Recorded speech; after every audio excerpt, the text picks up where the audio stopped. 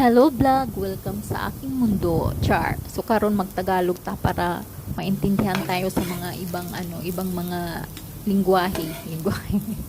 Kay Bisaya man kay ta. So gahi kay natong isniswang Bisaya. So karon di ay kay panihapon naman. So naisipan kong magluto ng chicken butter.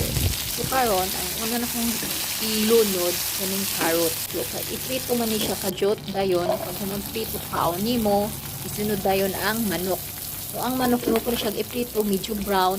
Pag magprito, imo na siyang kaon. Dayon, ilunod ang sibuyas.